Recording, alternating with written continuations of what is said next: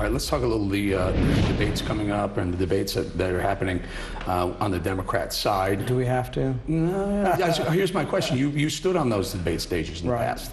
Your thoughts on, specifically one of the things that stands out for me is Rachel Maddow, an opinion host, moderating one of those debates. It strikes me that Sean Hannity could have been on one of the Fox debates, but Fox decided not to do that and stayed with the news hosts. What do you think about NBC doing that?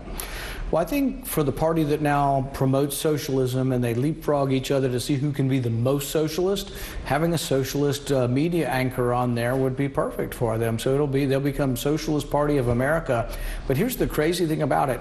They are leapfrogging each other to see who can be more socialist than the other. So, Elizabeth Warren wants sort of free college for everybody, but some of the rich people might still have to pay.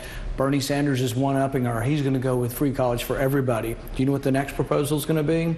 Free college for illegal aliens. If we could just get free college for illegal aliens and free health care and voting for, where are they going to stop? It's like one more crazy idea after another.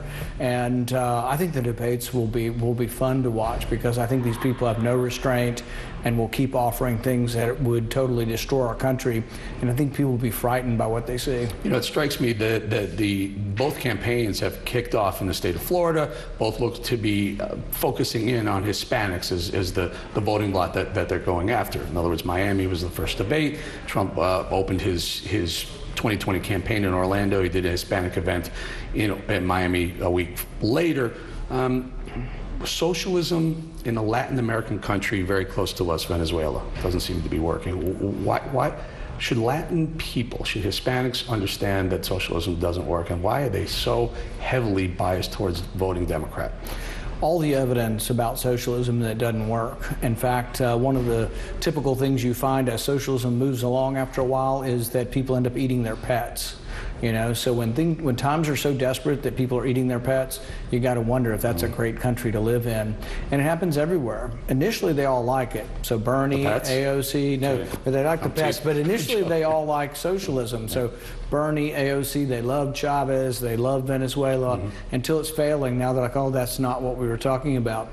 I don't know. It's important enough for me that I'm actually writing a book called The Case Against Socialism that'll be out in the fall. And we're going to be talking about, one, the history of socialism, but also that it is my belief that violence is inherent to socialism. It's not an accident that you get dictators who are violent. In order to be good at socialism, which means taking other people's property, you have to be ruthless. So ruthlessness is not an aberration. It's actually inherent and necessary for socialism.